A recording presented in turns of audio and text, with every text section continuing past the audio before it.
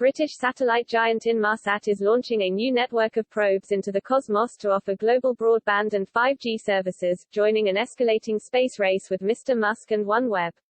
Dubbed Orchestra, the project will bring the company's existing geosynchronous satellites, GEO, with low Earth orbit satellites, LEO, and land-based 5G services to create a single network. Like its rivals, it plans to offer internet connection to its customers in remote locations.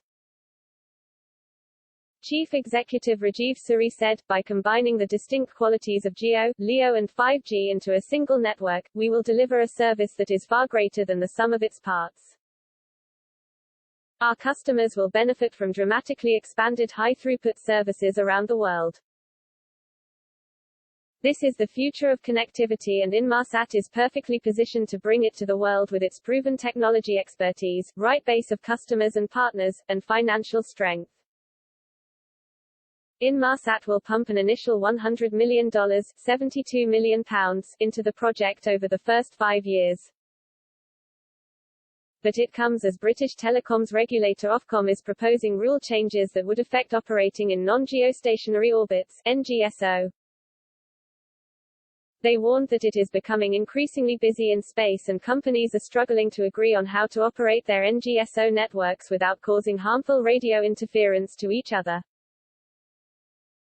OneWeb, which was acquired from bankruptcy by the government along with India's Bharti Global, recently declared itself financially secure after raising $2.4 billion £1.73 billion to roll out the remaining 650 satellites in its constellation.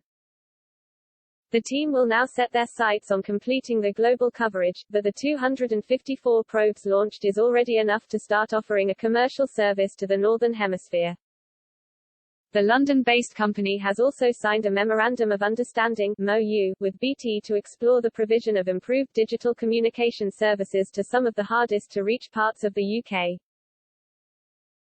It comes after Paris-based Eutelsat also declared a $550 million £400 million investment in OneWeb, a move which is said to have angered some in Brussels.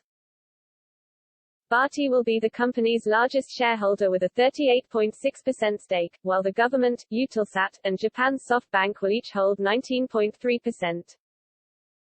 Meanwhile, Mr. Musk's Starlink, who are the frontrunners in this new space race, now has more than 1,500 satellites in orbit.